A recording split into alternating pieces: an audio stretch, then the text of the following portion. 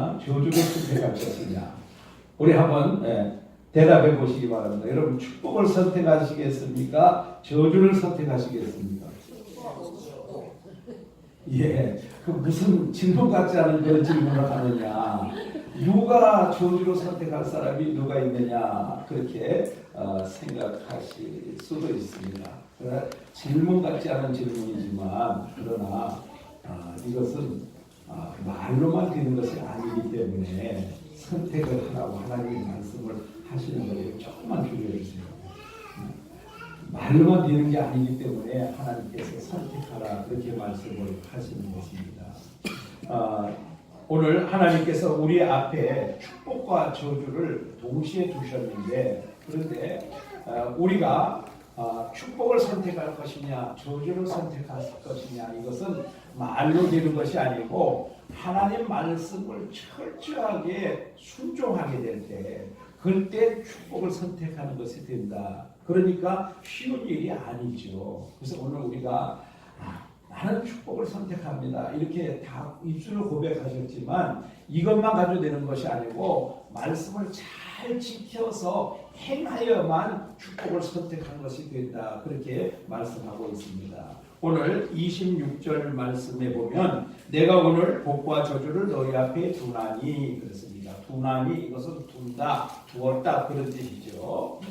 그런데 하나님께서 축복과 저주를 너희 앞에 동시에 두었는데 그것 중 너희가 하나를 선택하라, 그렇게 우리 하나님이 요구하고 계시는 것입니다. 이것은 하나님께서 창세기에 선악과를 두신 것과 마찬가지입니다. 하나님께서 선악과를 두시고 그것을 먹지 말라, 그것을 먹는 날에는 너희가 반드시 죽으리라 하신 말씀과 똑같은 겁니다. 그런데 하나님께서 선악과를 두실 때 선악과만 두신 것이 아니고 옆에 무엇이 있었어요? 생명나무도 있었습니다. 우리 하나님께서 우리에게 언약을 주실 때 이 언약은 우리에게 항상 축복만 있는 것이 아니라 반대로 저주도 함께 있다는 사실을 알아야 됩니다. 그러니까 선악을 알게 하는 선악과만 있는 것이 아니라 생명나무도 있었던 것과 마찬가지로 하나님께서 우리에게 언약을 주실 때는 이 축복만 있는 것이 아니라 축복에 반대되는 저주도 동시에 항상 함께 있다는 것을 우리가 기억해야 됩니다. 그러면 이제 하나님께서 이 축복과 저주를 동시에 이제 우리에게 앞에 두셨다고 말씀했는데, 오늘 이 말씀은 하나님 말씀에 순종하면 복을 받지만 하나님의 말씀에 불순종하면 죽게 된다, 그런 의미로 말씀을 하고 있습니다. 그러면 여기서 우리가 하나님 말씀에 순종한다는 것, 하나님 명령대로 행한다는 그것이 무엇이냐 하는 것입니다. 여러분, 오늘 우리가 하나님 말씀에 순종한다는 것은 하나님만 우리가 인정하는 것입니다. 하나님만으로 우리가 만족하는 것입니다. 오직 우리에게는 하나님 한 분밖에 없습니다. 이 세상에 많은 신들이 있다고 이야기들을 하지만 그러나 실제 살아계신 신은 하나님 한 분, 참되신 분은 하나님 한 분밖에 없습니다. 그런 뜻입니다. 그래서 요한복음 17장 3절에 보면 영생은 곧 유일하신 참 하나님과, 그렇습니다. 유일하신 하나님, 이것은 오직 유자예요. 오직 하나님 한 분밖에 없다는 그런 것이죠. 그래서 우리가 하나님 외에 다른 것을 따르게 되면 그것은 우상을 섬기는 그런 것이 되기 때문에 결국에는 저주를 받을 수밖에 없다는 그런 말씀을 하고 있습니다. 그래서 우리는 당연히 하나님 한 분만 섬겨야 되는데, 여러분, 우리 일상 속에서 하나님 한 분만으로 만족하지를 못해요. 그래서 항상 하나님을 섬기고 있지만 그러나 다른 것을 함께 병행해서 추구하는 것이 곧 우상 숭배라는 것을 알아야 됩니다. 그래서 다윗은 시편 23편에서 여호와는 나의 목자가 되시니 내게 부족함이 없으리로다. 우리 하나님 한 분만으로 만족한다, 그런 고백을 하고 있는 거죠. 그래서 다윗의 그 신앙 고백이 매우 중요한 것이 바로 거기에 있습니다. 다윗은 오직 하나님 한 분만 계시면 나는 그것으로서 만족합니다. 모든 것이 내게 다 충분합니다. 그런 고백을 하고 있는 것입니다. 그런데 요즘 우리 보면 누구나가 마찬가지로 하나님 한 분으로 만족하지 못하고 어떤 다른 것들을 찾아서 방황하고 있는 것이 바로 우리의 그 삶의 모습이죠. 그래서 우리는 하나님 그 한 분만으로 나는 만족합니다. 다른 것은 다른 것은 추구하거나 찾지 않습니다. 그런 고백이 나와야 되는데 그렇지 못한 것이 바로 오늘날 현실이죠. 그래서 요즘은 특별히 포스트 모던 시대라고 하지 않습니까? 이 포스트 모던이라고 하는 것은 이 오직 그것만이 절대성이 없다. 절대성을 인정하지 않는 겁니다. 그래서 오직 예수만 믿어야 구원받는다. 그러면 그걸 싫어하는 거예요. 왜 예수만 믿어야 되느냐? 다른 종교에는 왜 구원이 없느냐? 다른 종교 믿으면 왜 안 되느냐? 교회 밖에는 왜 구원이 없느냐? 불교에는 왜 구원이 없느냐? 그래서 뭐라고 말하냐면 기독교는 독선이다. 그렇게 말을 합니다. 왜 꼭 기독교야만 되느냐? 그래서 요즘 젊은이들은 이런 걸 아주 싫어하는 거예요. 이 아주 절대성, 이런 것을 강조하는 것을 아주 싫어하는 거예요.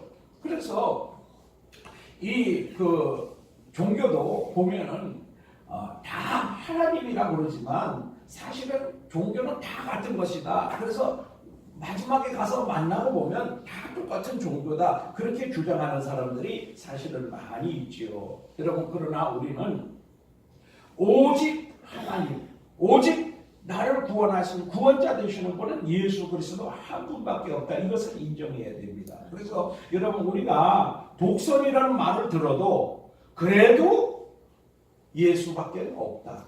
이렇게 해야 돼요. 여러분, 오히려 여러분을 향해서 독선이라고 말을 하면 여러분 신앙은 다른 신앙이 된 줄로 믿습니다.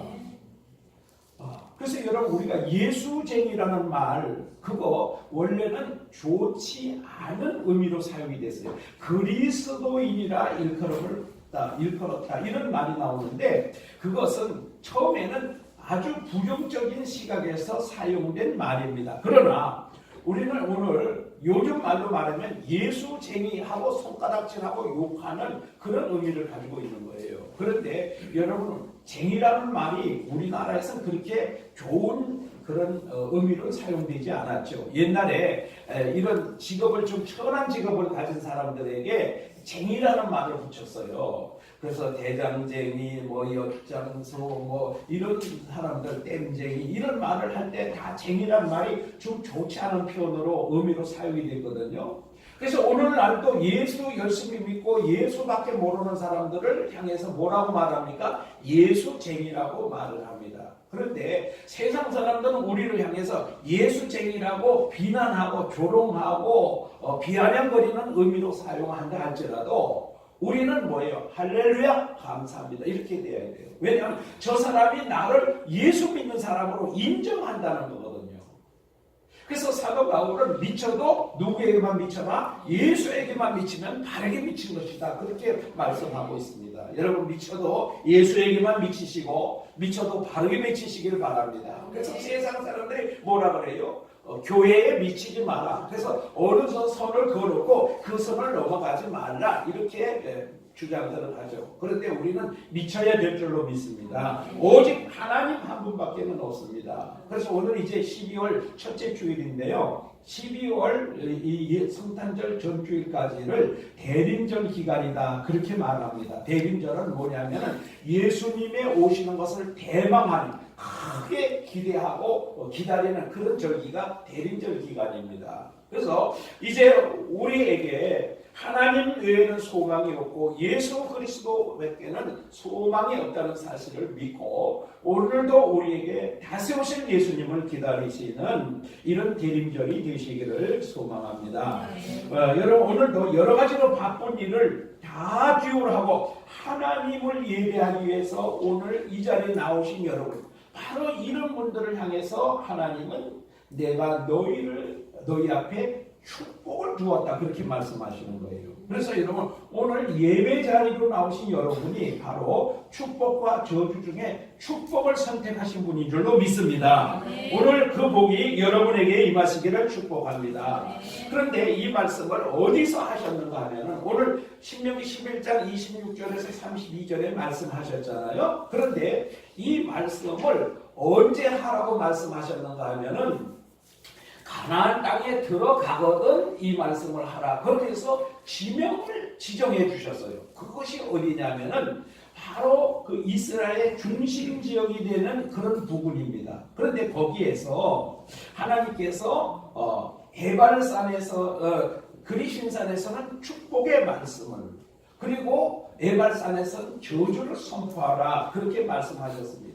그런데 이 때가 언제 이 말씀이 선포되었는가 하면은 이 말씀이 성취된 것은 여호수아 시대에 성취가 되었습니다. 그래서 여호수아 8장 30절에서 35절 말씀을 보면 이 오늘 하나님 말씀대로 여호수아가 이 말씀을 선포하거든요. 그런데 이스라엘 백성들을 반으로 나눕니다. 그래서 반은 그리심산 쪽에 세우고 그리고 반은 에발산 쪽에 세웁니다. 그리고 이 율법을 낭독을 하게 되는데 왜 여호수아가 이 말씀을 여기에서 선포하게 됐는가? 그것은 오늘 29절부터 30절 말씀에 보면 이 말씀을 선포하는 위치를 하나님께서 설명을 해 주십니다. 그런데 여러분 오늘 우리가 이 말씀만 읽어가지고는 이 위치가 정확히 어딘지 알 수가 없어요. 그렇죠? 우리는 그 지역을 전혀 모르기 때문에 만약에 우리나라 지역 같으면 대략 알 수 있겠죠. 대략은 알 수 있겠죠. 그런데 우리나라가 아니기 때문에 여러분 알 수가 없어요. 여러분 한번 오늘 주보 1면을 한번 보시기 바랍니다. 주보 1면을 보시면 사진이 한 장 나와 있습니다. 그래서 항상 주보 1면에 나오는 이미지는 그날 말씀과 관련이 있는 이미지를 주보에다 싣고 있는 것입니다. 한번 보시면 제일 가운데 뭐라고 써 있어요? 가운데 세겜이라고 써져 있죠. 그 다음에 좌측에 보면 그리심산이라고 표시가 되어 있습니다. 우측에 보면 에발산이라고 표시가 되어 있습니다. 바로 여기가 사마리아 지역입니다. 사마리아. 성경에 보면 사마리아라는 말이 많이 나오잖아요. 근데 이 세겜을 골짜기로 해서 좌측으로는 그리심산, 우측으로는 에발산이 위치해 있습니다.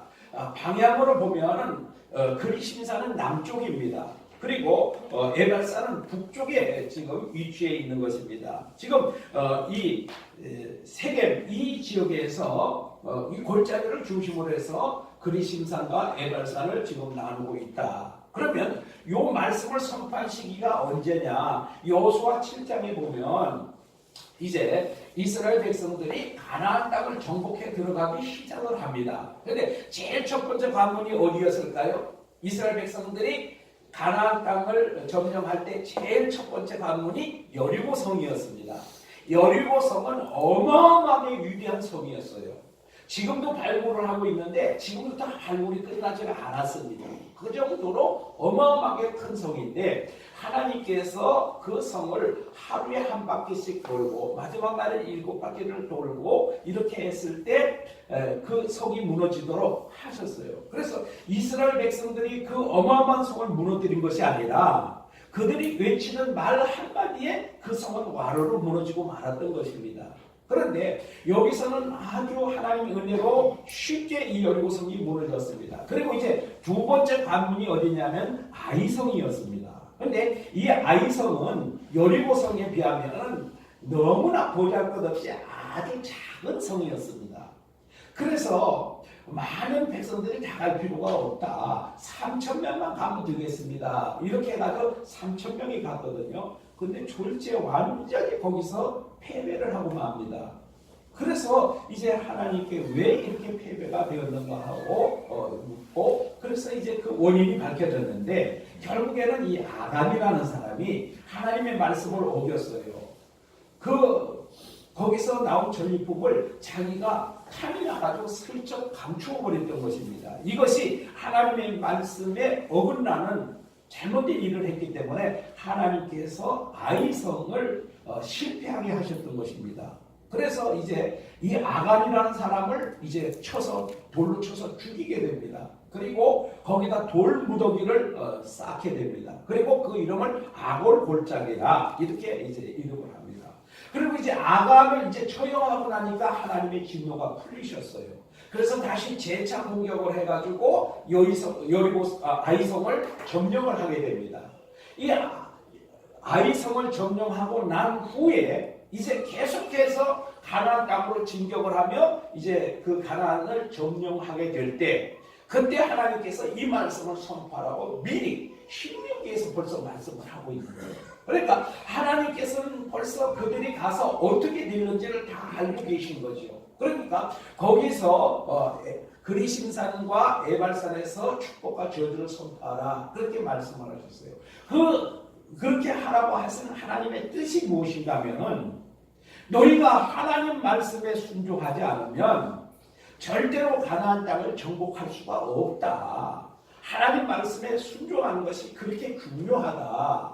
너희 힘으로 절대 할 수 없다. 너희가 하나님 말씀을 지키지 않고 듣지 않으면 너희는 반드시 실패할 것이다. 이것을 하나님께서 알게 하시기 위해서 오늘 이 말씀을 선포하라고 그렇게 말씀을 하셨던 것입니다.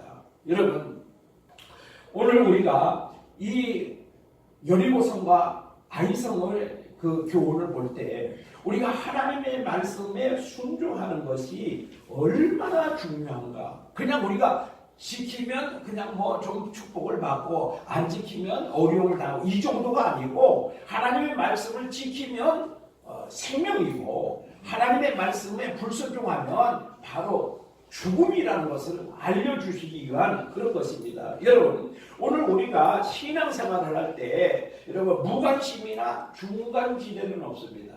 나는 하나님 말씀에 무관심하고 나는 그저 이것도 아니고 저것도 아니고 나는 그저 그럭저럭 살겠다 이런 것은 신앙에서 있을 수가 없습니다. 신앙의 중간지대는 없습니다. 하나님 말씀을 듣고 지키면 생명이고 하나님의 말씀에 불순종하면 죽음이라는 사실을 오늘 이것을 통해서 이제 말씀을 해주고 있는 것입니다. 그러면 오늘 하나님께서 이스라엘 백성들을 반은 그리심산 쪽에 반은 에발산에 세우고 이 말씀을 낭독하라 그렇게 말씀했습니다. 그러면 누구든지 그리심산에서 축복의 말씀을 듣고 싶지 누가 에발산에서 저주의 말씀을 듣고 싶겠습니까? 다 우리가 처음에 예배 시작할 때 다 축복을 선택하신 것처럼 다 축복을 받고 싶을 것입니다. 그러나 실제 상황에서는 그렇게 되지 않는 것이 오늘 우리의 현실입니다. 그러면 누가 그리심산에 설 수 있는 자인가? 오늘 우리가 이것을 분명하게 알아야 하나님의 축복을 받을 수가 있다는 거죠. 여러분, 오늘 여기에 앉아 계신 여러분, 오늘 함께 예배드리는 저를 포함한 우리 모든 분들이 누가 그리심산에서 축복의 선포를 들을 사람이고 누가 에발산에서 저주의 말씀을 들을 사람인가? 원하는 것은 다 축복의 말씀을 듣고 싶어 하지만 그러나 현실은 그렇지 않다는 것을 우리가 분명하게 알아야 됩니다. 그러면 누가 축복이 선포되는 그리심산의 설자인가? 오늘 이거를 우리가 아는 것이 가장 핵심입니다. 여러분, 누가 설 수 있을까요? 어떤 사람이 설 수 있을까요? 앞에서 하나님 말씀에 하나님의 명령을 듣고 지키는 자가 축복을 받을 것이다 이렇게 말씀하셨는데 이건 너무 좀 광범위하잖아요, 그죠? 좀 너무 포괄적이기 때문에 무엇인지 구체적으로 알 수가 없어요. 그래서 이것을 구체적으로 설명한 것이 바로 신명기 28장입니다. 신명기 28장 1절부터 14절까지는 축복을 선포하고 있습니다. 그런데 이제 15절부터 끝까지는 굉장히 양이 많아요. 길어요. 그런데 그것은 저주에 대해서 말씀을 하고 있습니다. 1절부터 14절까지 그 말씀대로 행하는 자는 복을 받을 것이고 15절부터 이제 기록된 말씀에 해당되는 자는 저주를 받을 것이다. 이렇게 말씀하고 있습니다. 그런데 오늘 우리가 정확하게 좀 살펴보면 그 그리심산의 설자가 누군가를 분명하게 밝혀주는 대목이 나옵니다. 어딘가 하면요, 요한복음 4장 21절입니다. 사마리아 여인이 그 우물가에서 예수님을 만나게 됐죠. 예수님을 만나게 되고 그분이 이제 선지자인 줄을 알게 된 여인이 이렇게 말을 합니다.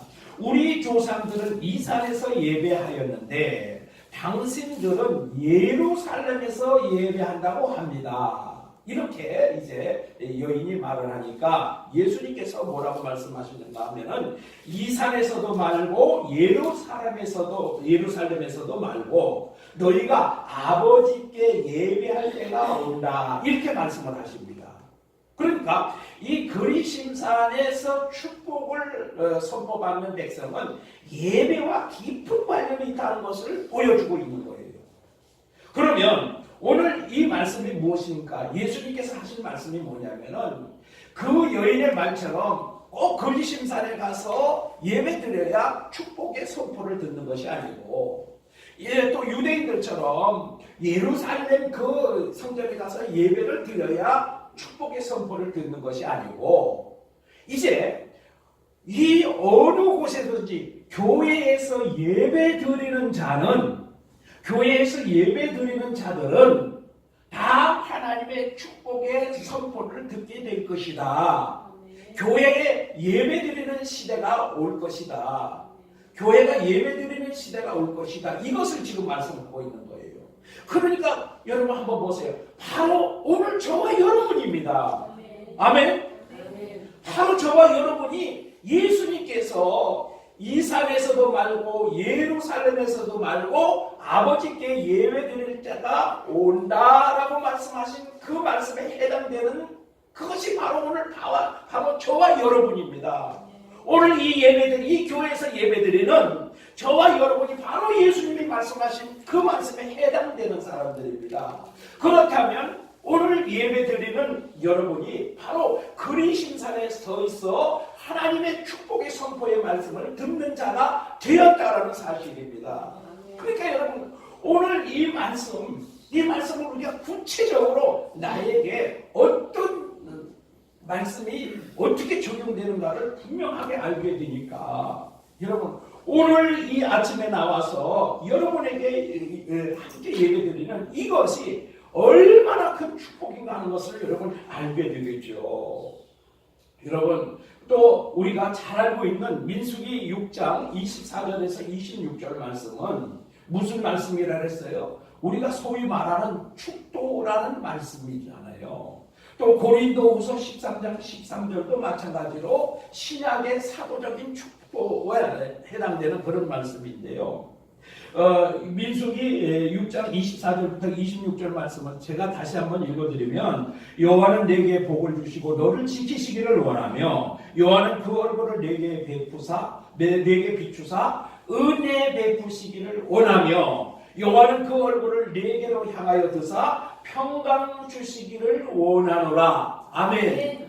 이것이 언제입니까? 바로 축도라고 하는 것은 예배를 마치고 세상을 향해서 달려나가는 성도들에게 하나님이 선포하시는 축복입니다.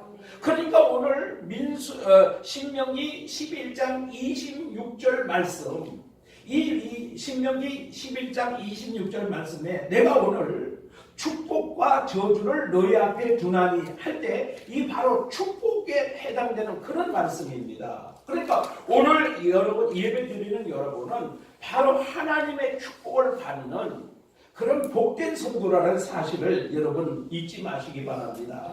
그러니까 여러분 얼마나 오늘 우리가 이 자리에 나와서 예배드리는 이것이 얼마나 복되고 얼마나 기쁘고 얼마나 즐겁고 얼마나 감사한 것이 되는가. 그러니까 여러분 우리가 이 주일 와서 예배 드리는 것은 억지로 드리는 것이 아니고 정말 가장 행복한 시간이고 가장 복을 받는 시간이기 때문에 우리는 한 주 살면서 이 주일 예배를 바라보며 살아야 돼요. 이 주일 예배를 기다리며 살아야 돼요. 이 주일 예배에 우리 하나님이 주신 그 복을 여러분 기대하면서 살아야 됩니다.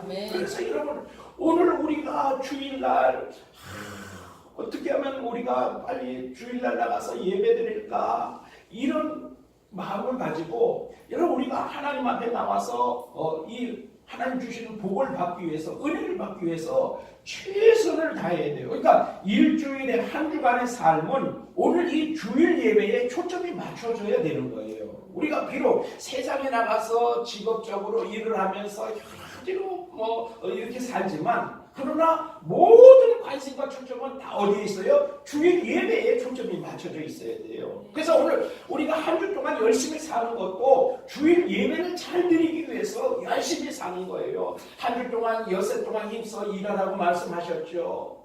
그러니까 우리 세상에서 열심히 6일 동안 열심히 사는 거예요.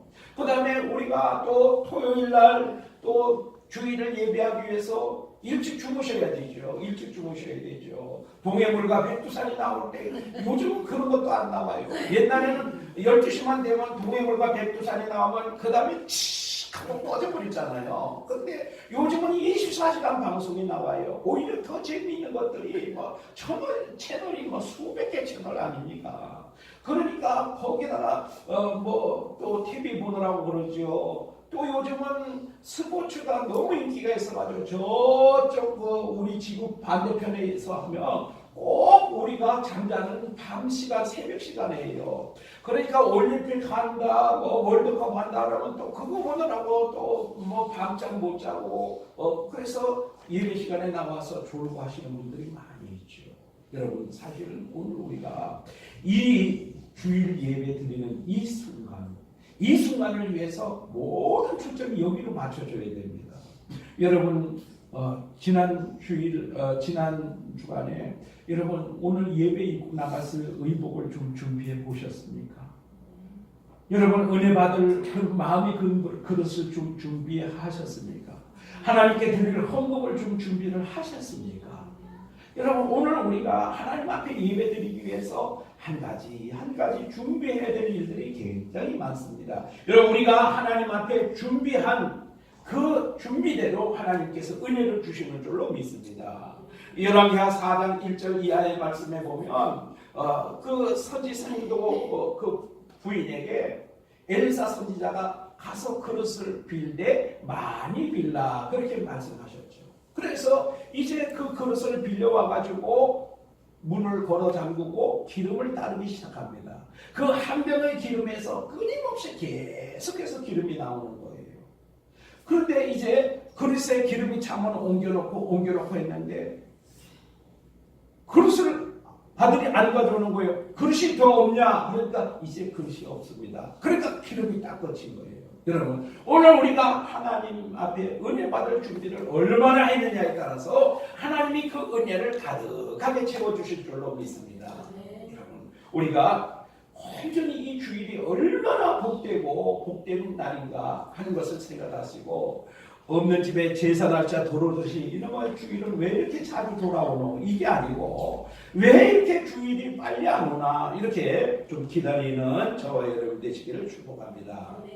하나님께 예배를 드리고 있는 사랑하는 증평목회 성도 여러분, 지금 여러분은 축복과 저주 중에 축복을 선택하셨고 그리심산과 에발산 중에 축복이 선포되는 그리심산을 선택을 하셨습니다. 이 얼마나 기쁘고 감사하며 복된 일입니까? 앞으로도 변함없이 축복의 자리인 이 예배드리는 그곳 바로 이곳을 사모하며 이곳에 예배 드리는 그 시간에는 여러분이 항상 빠지지 마시고 이 축복의 자리에 이 예배의 자리에 여러분이 함께 하시기를 축복합니다. 아멘. 영원히 우리가 주님 앞에 서는 날까지 이 복된 예배 자리에는 내가 절대로 빠지지 않겠습니다. 나는 항상 이 예배 자리에 서겠습니다.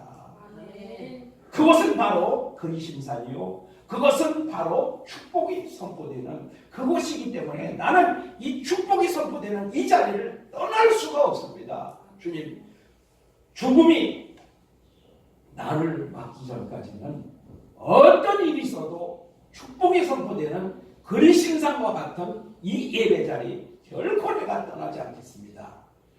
결단하시는 저와 여러분이 되시기를 축복합니다. 은혜로우신 우리 하나님 아버지, 우리 하나님께서 너희가 가나안 땅에 들어가거든 그리심산과 에발산에서 축복과 저주를 선포하라고 말씀하셨는데 여호수아 시대에 그 말씀이 성취가 되었습니다. 오늘 그리심산은 바로 우리 하나님 앞에 예배드리는 교회가 그리심산인 줄로 믿습니다. 오늘 우리는 그리심산에 섰으며 여호수아가 선포하는 축복의 말씀을 듣고 하나님이 주시는 그 복을 오늘 우리는 받은 줄로 믿습니다. 하나님, 우리가 이 세상 떠나 우리 하나님 앞에 서는 날까지 그리심산이요 축복이 선포되는 이 예배의 자리를 우리가 절대로 떠나지 않도록 우리 주의 성령님께서 나를 붙들어 메어 주옵소서. 아멘. 그래서 늘 하나님의 축복을 받기에 부족함이 없도록 주여 은혜를 베풀어 주옵소서. 아멘. 예수님 이름으로 기도하옵나이다. 아멘. 우리 말씀 생각하시면서 406장 찬송 드립니다.